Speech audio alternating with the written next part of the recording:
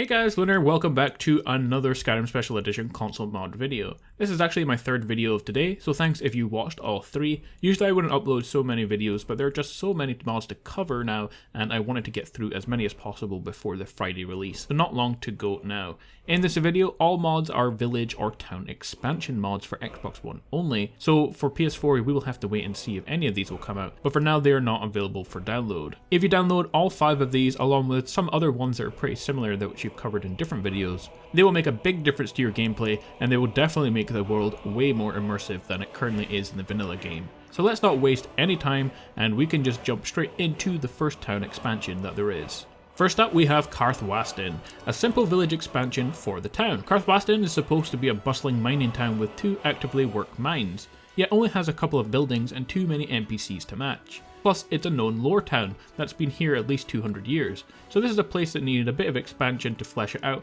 and make it seem more like Karthwasten Hall of old, in as much as Skyrim will allow for that. No more pitifully small centre of mining for the Reach. Each NPC now has their own home.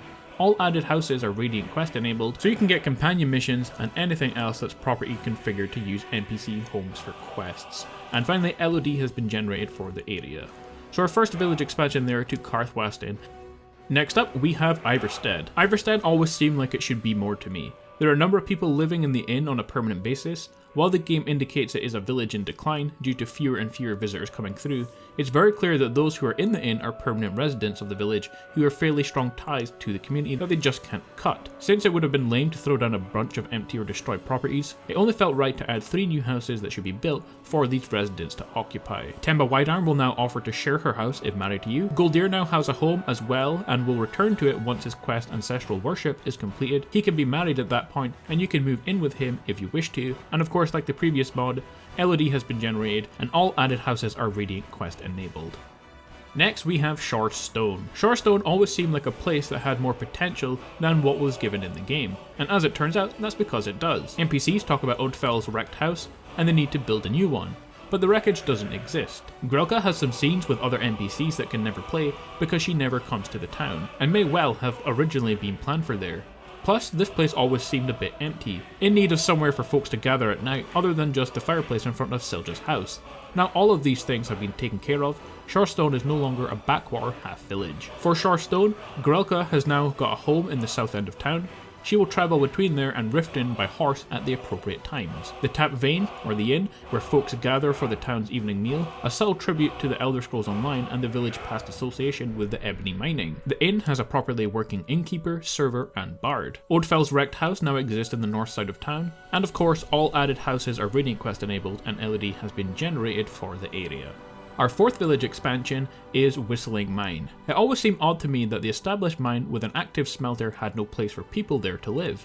Whistling Mine is cold and inhospitable. Nobody in their right mind would actually sleep there. This mod solves this oddity by providing a small village for the 4 NPCs to live in and spend their time in, because who wants to spend their lives living in a mine that they work in? It also seemed somewhat strange that Winterhold had nothing but a single half-ruined town in it. All 4 NPC houses are Radiant Quest enabled, and again, all LOD has been generated for the area. Our 5th and final village or town expansion is Sujon Sinkhole. Sujon Sinkhole is another one of those places where it just seemed odd that more was not done. A mining operation that by all accounts would be thriving were it not for a Draugr problem. An area that 3 people are effectively living in with only 2 actually being housed, and one of whom is a married prospect for the player. Such cramped conditions cannot stand, and so the small expansion has been done to relieve the crowding problem. Guard barracks have been added to live in, with 1 extra patroller added due to the dangerous area, and it also has a jail, but that's just for show. Perth can now share his house with you if you marry him. All added houses have Radiant Quest enabled, and of course LOD has been generated for the area. So there we have it guys, 5 cool village or town expansions that you can download right now that fixes some of the problems with immersion and realism in these small towns that are scattered throughout Skyrim. There are other mods exactly similar to this by Arthmore, and I will showcase those in future videos, or I might just make a video with all of them once they are released.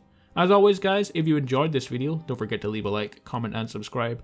We're getting really close to the end of these confirmed mod videos and we are going to switch to showcases on Friday most likely, and hopefully you guys enjoy them. As always, enjoy the rest of your day. I will see you all tomorrow for more Skyrim Special Edition. See you then.